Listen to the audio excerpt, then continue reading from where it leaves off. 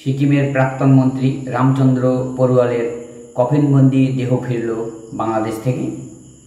মঙ্গলবার রাতে কোচবিহার জেলার চাংরামান্দা ইমিগ্রেশন চেকপোস্ট দিয়ে সেই সিকিমের প্রাক্তন মন্ত্রীর দেহ বাংলাদেশ প্রশাসনের তরফে ভারতীয় প্রশাসনের হাতে তুলে দেওয়া হয়েছে।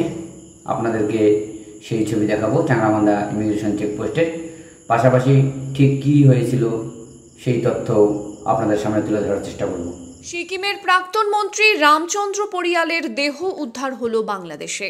জানা গিয়েছে বেশ কিছুদিন থেকেই নিখোঁজ ছিলেন বছর ৮০-র ওই প্রাক্তন মন্ত্রী। এ বিষয়ে সিকিম পুলিশের নিকট নিখোঁজ ডায়েরি করা হয়। এদিকে সোমবার বাংলাদেশের লালমনিরহাট জেলার গোবর্ধন গ্রাম সংলগ্ন মহিষখোঁচা এলাকায় তিস্তার চরে একটি মৃতদেহ ভেসে থাকতে দেখেন সেখানকার বাসিন্দারা। খবর পেয়ে বাংলাদেশ পুলিশের সংশ্লিষ্ট জেলার পুলিশ সুপারের নেতৃত্বে পুলিশ কর্তারা মৃতদেহটি উদ্ধার করে বিভিন্ন স্তরে এই বার্তা পৌঁছে দেন। সেই সূত্র ধরে খবর যায় সিকিম প্রশাসনের নিকট। এরপর তারা এ রাজ্যের পুলিশ প্রশাসনের সাথে যোগাযোগ করেন। এদিন বার্তা পৌঁছায় মেখলিগঞ্জ থানার পুলিশের নিকট। এরপর মেখলিগঞ্জ থানার পুলিশ বাংলাদেশ পুলিশের সাথে যোগাযোগ করেন। ময়নাতদন্তের পর মঙ্গলবার রাতে কোচবিহার জেলার চ্যাংরাবান্ধা ইমিগ্রেশন চেকপোস্ট দিয়ে সিকিমের প্রাক্তন মন্ত্রীর দেহ বাংলাদেশ প্রশাসনের তরফে ভারতীয় প্রশাসনের হাতে তুলে দেওয়া হয়।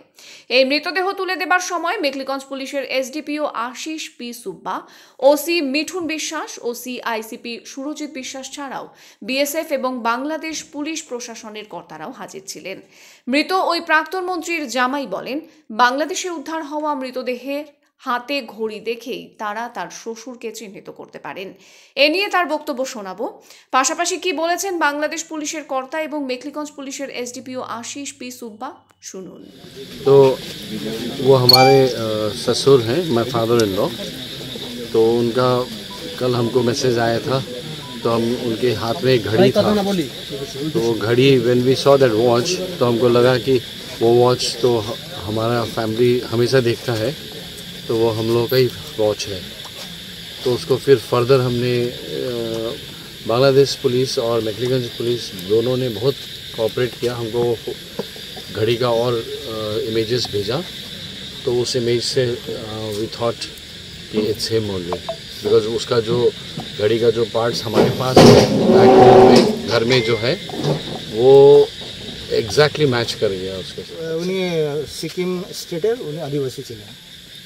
কোনো মন্ত্রণালয় বা কোনো মিনিস্টার কোনো ছিলেন না, যেটা ওনার রিলেটিভসরা বলছে উনি কিছু আগে এক্স মিনিস্টার কিছু ছিলেন, উনি হয়তো এক্স এডুকেশন মিনিস্টার সিকিমে উনি রয়েছেন আগে। এটা কি শিওর? আচ্ছা, উনি এটা ওনার রিলেটিভসরাই আছে। ওনার উনি কি কারণে নিখোঁজ হয়েছিল এটা কি আপনারা তদন্ত পেয়েছেন যে কেন নিখোঁজ? এটা তো সিকিমে একটা জিডি এটা হয়েছে, ঠিক আছে, জিডি রেফারেন্স হয়েছে। সেই জিডি সিকিম পুলিশ বেঙ্গল পুলিশকে কন্ট্যাক্ট করেছে। কন্ট্যাক্ট করে এখানে আমরা বাংলাদেশ আপনার বিডি পুলিশ সঙ্গে যোগাযোগ হলো। এখান থেকে একটা বডি পাওয়া গেছে। সেই বডির যেভাবে আইডেন্টিফাই হয়েছে সেটা অ্যাকচুয়ালি একটা ঘড়ি ছিল। সেই ঘড়িটাই মেন আইডেন্টিফিকেশনের জন্য একটা চিহ্ন ছিল, ওটাই নিয়ে ওনারা আইডেন্টিফাই করেছে। আপনার ধন্যবাদ। আমরা গতকালকে 10:41 আমরা জাতীয় জরুরি সেবা 999-এর মাধ্যমে সংবাদ পাই যে আমাদের লালমনিরহাট জেলার আদিতমারি থানাধীন মহিষখোঁচা ইউনিয়নের একটি চর, যে গোবর্ধন গ্রাম, এই গ্রামের একটা তিস্তা নদীর চর, এই নদীর চরে একটা ডেড বডি ভেসে আছে। আমরা তাৎক্ষণিকভাবে যাই, ওখানে আমাদের পুলিশ সুপার স্যার এসেছিলেন, আমরা ডেড বডিটাকে উদ্ধার করি। দেন এই তাৎক্ষণিকভাবে আমরা আইডেন্টিফাই করতে পারছিলাম না যে এই ডেড বডি কার, যার জন্য আমরা ছবি তুলে বিভিন্ন মাধ্যমে আমাদের ইন্টারনাল এবং সামাজিক যোগাযোগ মাধ্যমে আমরা ছড়িয়ে দিই।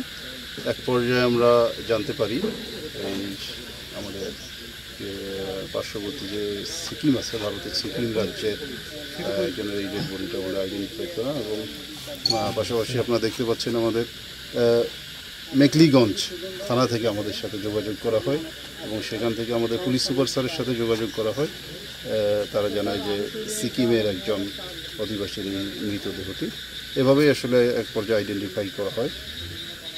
আর আজকে আপনারা দেখছেন যে আমরা ডেড বডিটা পোস্টমর্টমের পরে আমরা এখানে নিয়ে এসেছি এবং এখন হস্তান্তরের প্রক্রিয়া চলছে। ধন্যবাদ।